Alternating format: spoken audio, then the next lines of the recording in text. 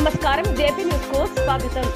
రాష్ట్రంలో ప్రజా సమస్యల పరిష్కారానికి సీఎం వైఎస్ జగన్మోహన్ రెడ్డి ప్రవేశపెట్టిన జగనన్నకు చెబుదాం కార్యక్రమం విజయవంతంగా సాగుతోంది. ఈ కార్యక్రమంలో ప్రజలు చెప్పుకొస్తున్న సమస్యలు చకచకా పరిష్కారం అవుతున్నాయి. ప్రజా సమస్యలు చెప్పగానే వాటికి సంబంధించిన శాఖలు వెనువెంటనే పరిష్కరిస్తున్నాయి. జగనన్నకు చెబుదాం కార్యక్రమం ద్వారా ప్రజలు తెలిసిన సమస్యలతో ఇప్పటి వరకు 86% పరిష్కారం అయ్యాయి. సమస్యలను నిర్ధారించిన గడువులోగా పరిష్కరిస్తున్నారు.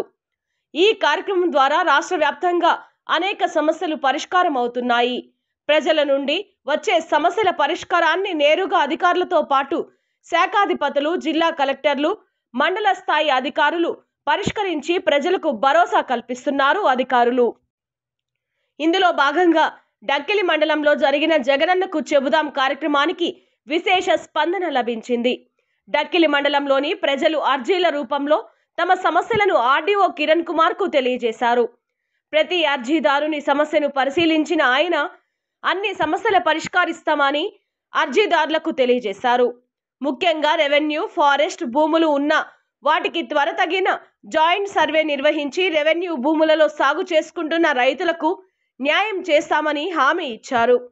ఈ కార్యక్రమంలో ఆర్డీఓ కిరణ్ కుమార్, మండల తహసీల్దార్ Ramesh Babu, housing AE, MPDO, revenue అధికారులు, సచివాలయ సిబ్బంది మొదలగు వారు పాల్గొన్నారు. భూములకి యాజమాన్య హక్కు పత్రాలు అడుగుతున్నారు. దీంట్లో 4 రకాలుగా ఉన్నాయి. ఇవి మొదటిది ఏడబ్ల్యూడి ల్యాండ్, అంటే శివాయి జమాదారులుగా ఉండి వాళ్ళ అనుభవంలో ఉన్న వాటికి సబ్ డివిజన్ చేసి స్క్రూటినీ చేసి పట్టాలు ఇవ్వడం జరుగుతుంది. ఇది ఒకటోది. రెండవది CJFS భూములు ఉన్నాయి, కోఆపరేటివ్ జాయింట్ ఫార్మింగ్ సొసైటీ. ఆ సొసైటీస్ కూడా రద్దు చేయడం జరిగింది. ఆ సొసైటీ రద్దు చేసిన తర్వాత వారి వారసులు ఎవరైనా ఉంటే వాళ్ళను కూడా లబ్ధిదారులుగా చేర్చి అసైన్మెంట్ కమిటీకి పంపించడం జరుగుతుంది. మూడవది గ్రేజింగ్ గ్రౌండ్ పొరంబోకుల్లో వాళ్ళు సాగు చేసుకుంటున్నారు.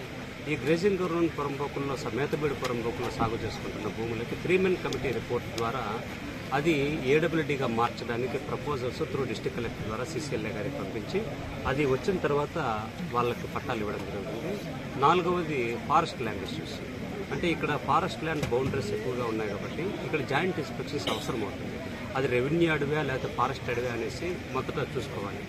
ఫారెస్ట్ సంబంధించి వాళ్ళు ఫైనల్ గెజెట్ పబ్లికేషన్ ఇచ్చిన తర్వాత 1966లో ఆ భూముల్లో మనం ఏం చేయలేము కాబట్టి మిగతా భూముల్లో ఫైనల్ పబ్లికేషన్ కాని భూముల్లో జాయింట్ సర్వే చేసి బౌండరీస్ ఫిక్సప్ చేసి అక్కడ ట్రెంచ్ కొట్టేసి మిగతా భూమిలో మనము పట్టాలు ఇవ్వడానికి అవకాశం ఉంది. కాబట్టి ఇక్కడ ఎక్కువగా రెవెన్యూ సమస్యలు, భూ పంపిణీకి సంబంధించిన సమస్యలు, కొన్ని శ్మశానాలకు దారి సమస్యలు ఇవన్నీ వచ్చాయి. వీటినన్నిటి కూడా అత్యంత త్వరితగతిన కంప్లీట్ చేయడం జరుగుతుంది.